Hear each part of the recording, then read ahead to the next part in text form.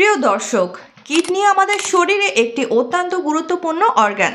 Kidney আমাদের রক্তকে পরিশুদ্ধ রাখে। আমাদের শরীরের মধ্যে যেসব আভ্যন্তরীণ শারীরবৃত্তীয় প্রক্রিয়া চলে বা মেটাবলিক সিস্টেমগুলো চলে, সেই সিস্টেমগুলো থেকে তৈরিকৃত সমস্ত প্রকার ওয়েস্টেজ ম্যাটেরিয়ালস বা আবর্জনা বস্তু বা বর্জ্য পদার্থগুলোকে আমাদের শরীর থেকে বাইরে বের করে দেয়। যেমন ইউরিয়া, ক্রিয়েটিনিন, ইউরিক অ্যাসিড এই জাতীয় বর্জ্য পদার্থগুলোকে আমাদের শরীর থেকে বের করে দিয়ে আমাদের শরীরকে আবর্জনা মুক্ত রাখে, অর্থাৎ সম্পূর্ণ ডিটক্সিফাই রাখে। এছাড়া কিডনি আমাদের শরীরে ইলেকট্রোলাইটের ব্যালেন্সকে খুব সুন্দরভাবে মেনটেন রাখতে সাহায্য করে। এই ইলেকট্রোলাইট গুলোর মধ্যে আছে সোডিয়াম, পটাশিয়াম ক্লোরাইড ইত্যাদি। আমাদের শরীরের আরও যেসব ভাইটাল অর্গানগুলো আছে, যেমন ব্রেইন, হার্ট, লিভার, আমাদের পচনতন্ত্র বা ডাইজেস্টিভ সিস্টেম, সবই কিন্তু প্রত্যক্ষভাবে কিডনির উপরে নির্ভরশীল। যদি কিডনি ঠিক থাকে তাহলে আমাদের শরীরের সমস্ত প্রকার ফাংশন ঠিক থাকবে। কিডনিতে যদি কোনো রকম সমস্যার সূত্রপাত হয়, সেক্ষেত্রে কিন্তু প্রত্যক্ষভাবে হার্টে প্রভাব পড়তে পারে, লিভারে প্রভাব পড়তে পারে, ব্রেইনে প্রভাব পড়তে পারে, এমনকি আমাদের ডাইজেস্টিভ সিস্টেম বা হজম পদ্ধতিতেও প্রভাব পড়তে পারে। সুতরাং যদি আমাদের কিডনিতে কোনো রকম সমস্যা শুরু হয়, সেটাকে খুব আর্লি স্টেজে যদি আমরা চিনে নিতে পারি বা সেটাকে নির্ণয় করতে পারি, সেটা আমাদের পক্ষে মঙ্গলজনক। কিডনির সমস্যা যদি খুব দেরিতে ধরা পড়ে, সেক্ষেত্রে কিন্তু অনেকটা দেরি হয়ে যায়, আর সেটা রিকভারি করা অনেক কঠিন কাজ হয়ে দাঁড়ায়। Assalamu alaikum, hello friends, welcome to Healthy Style. To know how to healthy in every day, please subscribe our channel. আমাদের উদ্দেশ্য আপনি থাকুন হেলদি সব সময়।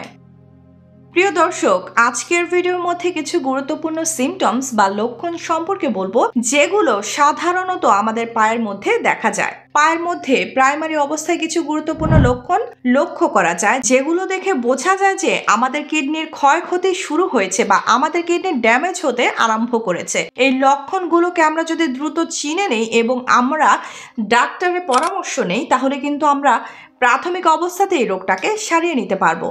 প্রথম লক্ষণ হচ্ছে হিল পেন বা গোড়ালি ব্যথা। এখন হয়তো প্রশ্ন আসতে পারে যে গোড়ালি ব্যথার সঙ্গে কিডনি ড্যামেজের কি সম্পর্ক আছে। প্রথমে আপনাদের বলেছি যে কিডনি আমাদের শরীর থেকে ইউরিয়া, ক্রিয়েটিনিন, ইউরিক অ্যাসিড এই জাতীয় যে বর্জ্য পদার্থগুলো আছে, সেগুলোকে আমাদের শরীর থেকে বাইরে বের করে দেয়। যখন কিডনির মধ্যে কোনো রকম সমস্যা আসবে, কিডনির যে ফিল্ট্রেশন প্রসেস আছে সেটা ইমব্যালেন্স হয়ে যাবে, সেক্ষেত্রে কিন্তু আমাদের ব্লাডের মধ্যে ইউরিক অ্যাসিডের আধিক্য দেখা দেবে। ইউরিয়া, ক্রিয়েটিনিন, ইউরিক অ্যাসিড এই তিনটি পদার্থই কিন্তু মাত্রার অতিরিক্তভাবে বেড়ে যাবে। বিশেষ করে ইউরিক অ্যাসিডটা বেড়ে যাওয়ার কারণে আমাদের পায়ের হাড়ের যে জয়েন্টগুলো আছে, ওই জায়গায় ইউরিক অ্যাসিডের যে ক্রিস্টাল ফর্মগুলো আছে সেগুলো ডিপোজিট হবে এবং ইনফ্লামেশন অর্থাৎ প্রদাহের কারণে গোড়ালিতে ব্যথা দেখা যায়। তাই যদি দীর্ঘমেয়াদী গোড়ালির ব্যথা হয়, সেক্ষেত্রে কিন্তু অবশ্যই ডাক্তারের পরামর্শ নেওয়া উচিত। দ্বিতীয় লক্ষণ হচ্ছে লেগ সোয়েলিং বা পা ফুলে যাওয়া।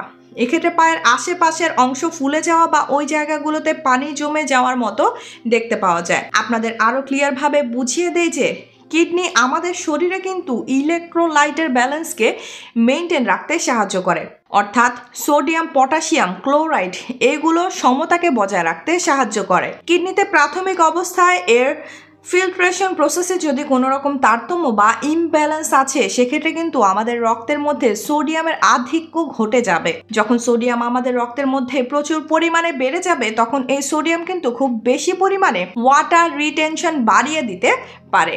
যেহেতু সোডিয়াম বা লবণ রক্তে পানি ধরে রাখে, ফলে রক্তের পরিমাণ বৃদ্ধি পায় এবং এই অতিরিক্ত রক্ত প্রবাহের কারণে রক্তচাপ বেড়ে যায়। উচ্চ রক্তচাপ বা হাইপারটেনশন দীর্ঘমেয়াদের হৃদরোগ, স্ট্রোক এবং কিডনি সমস্যার ঝুঁকি বাড়ায়। আর এই কারণে আমাদের লেগ সোয়েলিং হতে পারে বা পা ফুলে যেতে দেখা যায়, অর্থাৎ ওই জায়গাগুলোই পানি জমে যায়।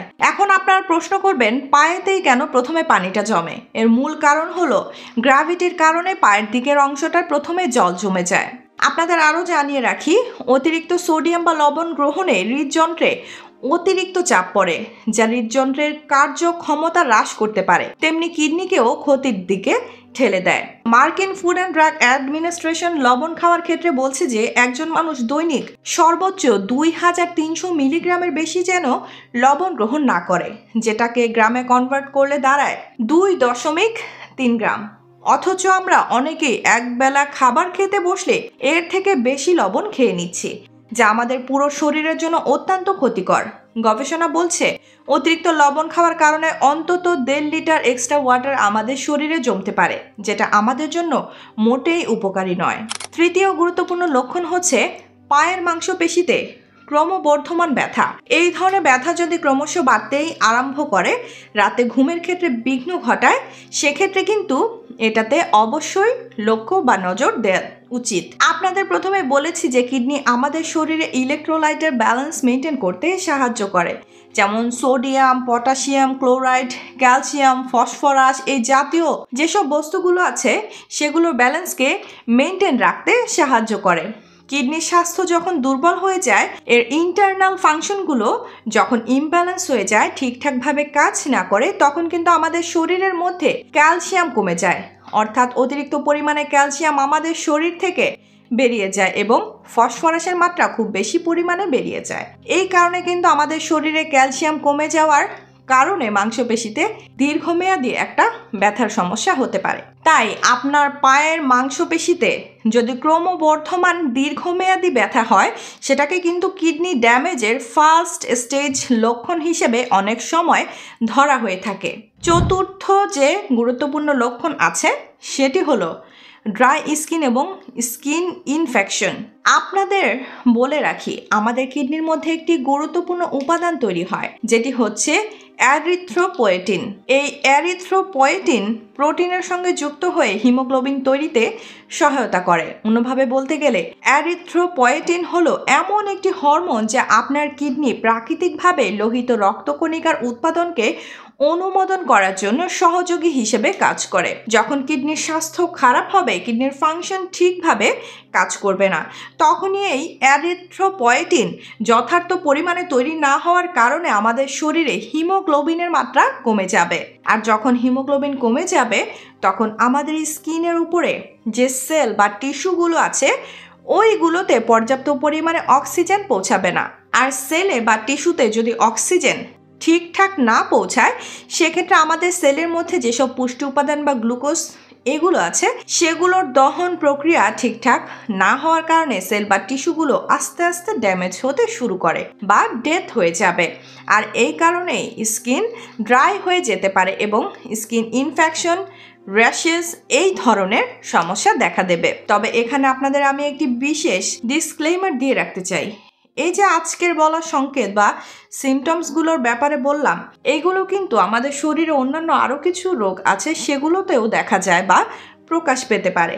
এই সমস্যাগুলো দেখা দিলেই কিডনির সমস্যা হয়ে গেছে এমন ভাবার কোনো কারণ নেই, কিন্তু স্বাস্থ্য সচেতন থাকা আমাদের সবারই কর্তব্য।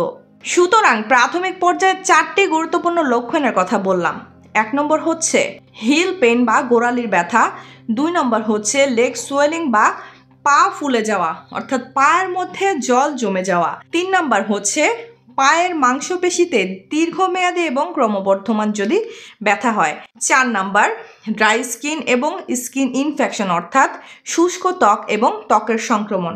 এছাড়া কিডনি ফেইলিওর অন্যান্য সাধারণ লক্ষণগুলো হচ্ছে হঠাৎ করে প্রস্রাবের পরিমাণ কমে যাওয়া, রোগীর শরীর ফুলে যাওয়া, শ্বাসকষ্ট, উচ্চ রক্তচাপ দেখা দেয়, ক্ষুধা কমে যায়, বারবার বমি করা, খিঁচুনি হওয়া ইত্যাদি। এই ধরনের সমস্যাগুলো যদি দীর্ঘমেয়াদী হয়ে থাকে, তাহলে এগুলোকে কিন্তু অবহেলা করবেন না, অবশ্যই গুরুত্ব দেবেন এবং এই সমস্যাগুলো হতেই থাকলে অবশ্যই ডাক্তারের পরামর্শ নিন। প্রয়োজনীয় কিছু ডায়াগনস্টিক টেস্ট আছে যেগুলো ডাক্তারের পরামর্শ অনুযায়ী করিয়ে নিতে পারেন এবং দেখুন যে কিডনির প্রাথমিক পর্যায়ে কোনো রকম সমস্যার সূত্রপাত হয়েছে কিনা। সেই হিসাবে প্রাথমিক অবস্থায় চিকিৎসা নিলে এই সমস্যা থেকে কিন্তু দ্রুত রিকভারি করা সম্ভব। না হলে কিন্তু কিডনির সমস্যা যদি গভীর পর্যায়ে যায়, সেক্ষেত্রে দ্রুত রিকভারি করতে অনেক সময় লাগে এবং কষ্টসাধ্য ব্যাপার হয়ে দাঁড়ায়। বিশেষ দ্রষ্টব্য, এই ভিডিওটা শুধুমাত্র এডুকেশন পারপাসে তৈরি করা হয়েছে।